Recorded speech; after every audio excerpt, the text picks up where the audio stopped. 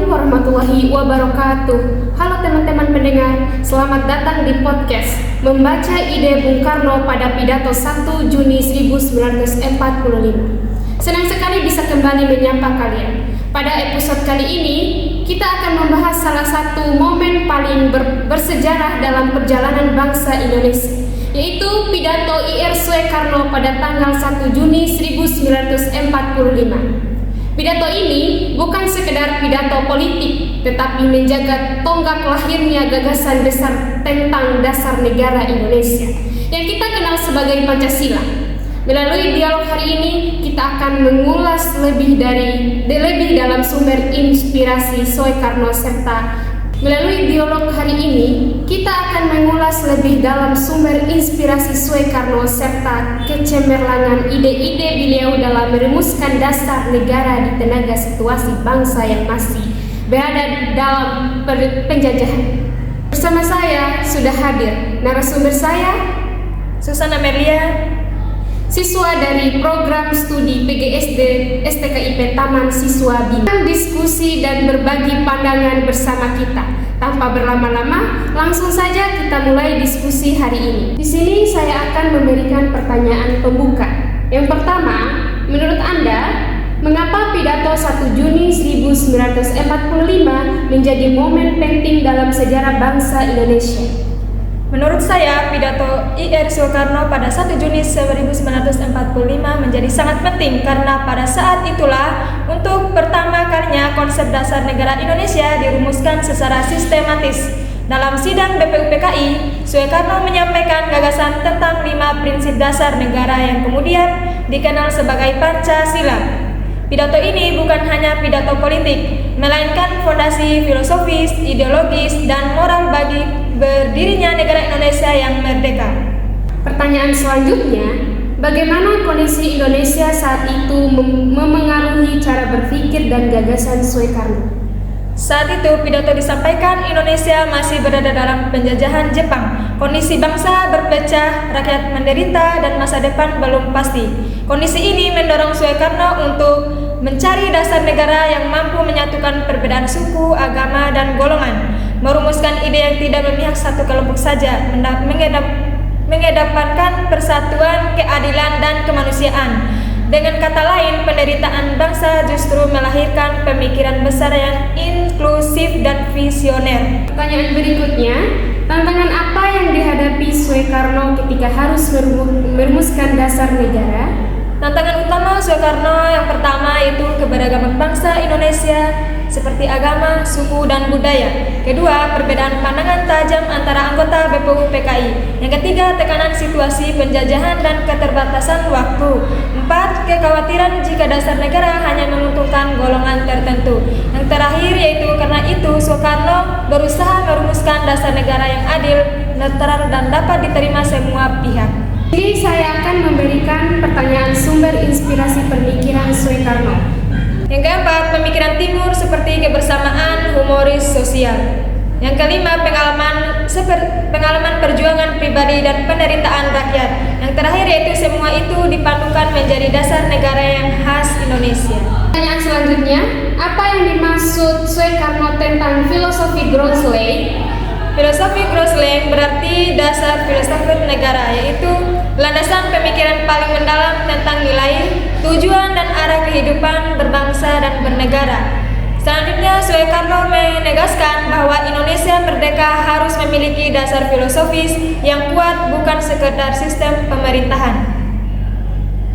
Pertanyaan selanjutnya, sejauh mana pemikiran Barat dan Timur berpadu dalam gagasan beliau? Soekarno tidak meniru mentah-mentah Barat atau Timur. Ia mengambil demokrasi dan hak asasi manusia dari Barat. Selanjutnya mengambil kebersamaan, musyawarah, dan gotong royong dari Timur. Tiga, menyatukan dengan kepribadian bangsa Indonesia. Yang terakhir hasilnya adalah Pancasila yang unik dan kontekstual. Pertanyaannya, apa yang dimaksud oleh Soekarno mengenai Weltanschauung? Weltanschauung berarti pandangan hidup suatu bangsa. Menurut Soekarno, Pancasila adalah pandangan hidup bangsa Indonesia yang menjadi pedoman. Yang pertama, berpikir, kedua, bersikap, yang tiga, bertindak dalam kehidupan berbangsa dan bernegara. Pertanyaan selanjutnya, Soekarno tidak memaksakan forum untuk menerima 5 dasar Pancasila. Lalu ia memerasnya menjadi Trisila atau Ekasila. Bisakah Anda menjelaskannya? Soekarno tidak memaksakan 5 dasar karena ingin menunjukkan bahwa yang pertama, esensi Pancasila bisa dipadatkan menjadi 2 Trisila, sosionasionalisme, sosiodemokrasi, dan ketuhanan. Yang ketiga, Ekasila, seperti gotong royong. Yang keempat, ini menunjukkan bahwa jiwa Pancasila adalah kebersamaan dan persatuan, bukan sekedar jumlah sila. Selanjutnya, dari mana dasar ide kebangsaan Soekarno yang disampaikan dalam pidatonya? Baik, ide kebangsaan Soekarno lahir dari sejarah penderitaan bersama akibat penjajahan dan kesadaran bahwa Indonesia adalah satu nasib dan satu tujuan. Lalu penolakan terhadap nasionalisme sempit. Nah, terakhir, nasionalisme Soekarno adalah nasionalisme yang humanis, bukan chauvinistik. Pertanyaan selanjutnya, apa pesan Soekarno kepada umat Islam dan Kristen ketika menyampaikan prinsip 3 permusyawaratan perwakilan? Soekarno mengajak umat beragama yang pertama tidak memaksakan kehendak agama masing-masing, kedua menyelesaikan perbedaan melalui musyawarah dan perwakilan, yang ketiga mengutamakan persatuan bangsa di atas ego golongan. Pertanyaan selanjutnya, apa yang dimaksud oleh Soekarno social Rechtvaardigheid? Social Rechtvaardigheid berarti keadilan sosial, yaitu yang pertama, kesejahteraan yang merata, kedua, tidak ada penindasan ekonomi, yang terakhir atau ketiga, tidak ada kesenjangan ekstrim antara kaya dan miskin. Pada prinsip kelima, Soekarno menyinggung egoisme agama dan istilah Verdragzaamheid. Bisakah Anda jelaskan? Bisa. Yang pertama, egoisme agama, sikap merasa agama sendiri paling benar dan merendahkan yang lain. Yang kedua, Verdragzaamheid, sikap toleransi, saling menghormati antara umat beragama. Yang ketiga, Soekarno menekankan bahwa negara Indonesia bukan negara agama, tetapi negara yang berketuhanan dan toleran. Nah, di sini saya ingin bertanya tentang gaya retorika dan kepemimpinan Soekarno. Selain isi pidato, gaya penyampaian Soekarno juga sangat berpengaruh. Pertanyaan saya, apa yang dimaksud Soekarno dengan Zwaarwijing? Zwaarwijing berarti penekanan yang sangat kuat. Soekarno menggunakan istilah ini untuk menekankan pentingnya nilai-nilai dasar negara agar benar-benar dipahami dan dihayati. Selanjutnya, menurut Anda, mengapa Soekarno menyibarkan kemerdekaan sebagai jembatan emas dan menganalogikan ibarat orang mau menikah? Yang pertama, jembatan emas. Kemerdekaan adalah jalan menuju perbaikan kehidupan bangsa. Yang kedua, ibarat menikah. Jangan menunggu sempurna baru merdeka, karena kesempurnaan dibangun setelah merdeka. Ini saya akan bertanya tentang relevansi bagi mahasiswa dan generasi muda. Sekarang kita tarik ke konteks mahasiswa dan generasi muda. Pertanyaan saya, apakah ide-ide Soekarno masih relevan dengan kondisi Indonesia saat ini? Ya, sangat relevan karena persatuan masih diuji. Keadilan sosial belum sepenuhnya terwujud, toleransi masih menjadi tantangan.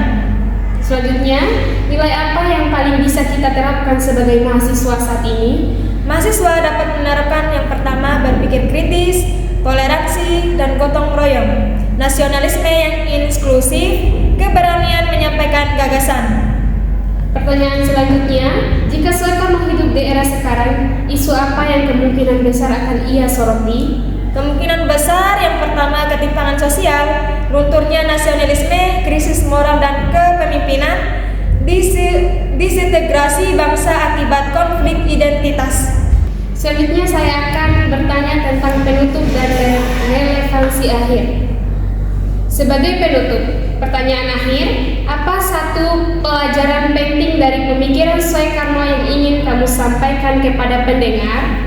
Baik, bahwa kemerdekaan dan persatuan harus dijaga dengan pemikiran yang jernih, sikap sikap toleran dan semangat gotong royong. Selanjutnya, bagaimana cara konteks generasi muda melanjutkan semangat dan ide besar beliau? Yang pertama yaitu pengamalan Pancasila dalam kehidupan sehari-hari. Yang kedua, aktif berkontribusi positif di masyarakat. Yang ketiga, menolak intoleransi dan perpecahan. Yang terakhir, menggunakan ilmu untuk kepentingan bangsa. Tidak terasa diskusi kita hari ini sudah sampai di penghujung acara. Dari pembahasan tadi, kita dapat melihat bahwa pidato Soekarno pada 1 Juni 1945 lahir dari pemikiran yang mendalam, pengalaman hidup yang panjang, serta kepedulian besar terhadap persatuan dan masa depan bangsa Indonesia. Ide-ide yang disampaikan bukan hanya relevan pada masanya, tetapi juga masih menjadi pedoman dalam kehidupan berbangsa dan bernegara hingga hari ini. Generasi muda dan mahasiswa, sudah seharusnya kita tidak hanya mengenang Soekarno sebagai tokoh sejarah, tetapi juga meneladani semangat berpikir kritis, keberanian menyampaikan gagasan, serta komitmen beliau terhadap persatuan. Terima kasih kepada narasumber saya Susan Amelia atas diskusi dan pandangannya yang sangat menarik. Sekian podcast saya hari ini. Saya Nur Wahida dan narasumber saya Susan Amelia. Bila ada kekurangan, kami mohon maaf. Bila ada kelebihan, itu datang dari Allah Subhanahu wa taala. Wabillahi taufiq wal hidayah. Wassalamualaikum warahmatullahi wabarakatuh.